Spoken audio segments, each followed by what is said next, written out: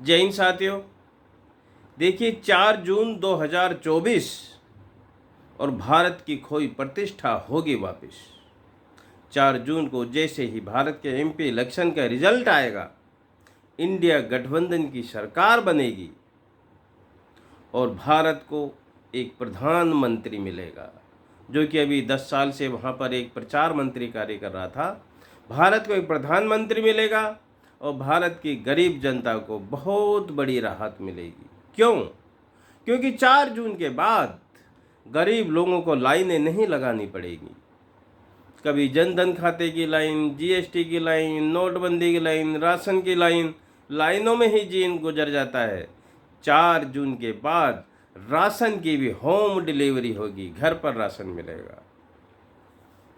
4 जून के बाद महिलाओं को सच्चे अर्थों में सम्मान और सुरक्षा और उनका हक मिलेगा। क्योंकि अभी तक हमने देखा यूपी, मणिपुर, दिल्ली, यहाँ पर महिलाओं के साथ जो अत्याचार हुआ, उसमें खुद सरकार उन अत्याचारियों का संरक्षण कर रही थी।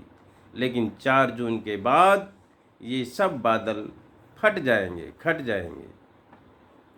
4 जून के बाद देश के जो जवान कभी शहीद होते हैं, उनकी कीमत तो हम अदा नहीं कर सकते, लेकिन उनके सहायतार्थ 1 करोड़ राशि दी जाएगी। और वो योद्धा खिलाड़ी जो विदेशों में जाकर हमारा जनगण मन गीत की धुन सुनाते हैं पूरे संसार को, उनके लिए सम्मान के रूप में भी 1 करोड़ की राशि दी जाएगी। ये होगा 4 जून के बाद। 4 जून के बाद देश के जो सरकारी स्कूल हैं, उनको अंतर्राष्ट्रीय लेवल का बना दिया जाएगा।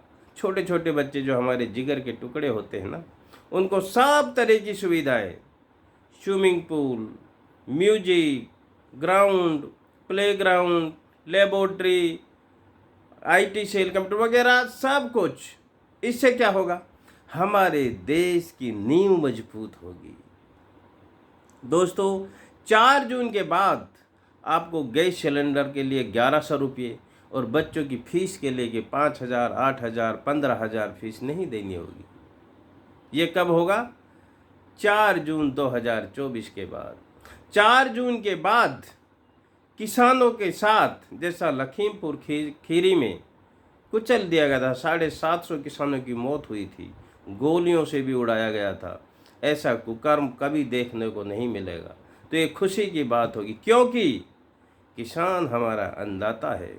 किसान के बिना देश जीवित नहीं रह सकता। यदि किसान अन्न उगाना बंद कर दें तो लोग नौकरी जाना बंद कर देंगे। जब खाने को नहीं मिलेगा, नौकरी करने कौन जाएगा? इसलिए किसानों का विशेष ध्यान रखना है। 4 जून के बाद मंदिरों में हर जाति, वर्ग, धर्म के लोग जाएंगे। जो अभी तक कुछ 1-2 वर्गों ने उस पर अपना कब्जा जमाया हुआ था, यानी कि यहाँ पर सद्भावना फैलेगी।